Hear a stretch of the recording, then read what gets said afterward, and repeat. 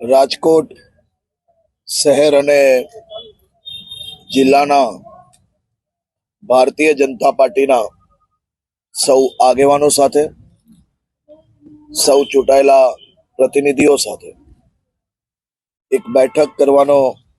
અવસર પ્રાપ્ત થયો. ચૂંટાયેલા પ્રતિનિધિ અને ભારતીય જનતા પાર્ટીના સૌ કાર્યકર્તાઓ છેલ્લા અનેક દિવસથી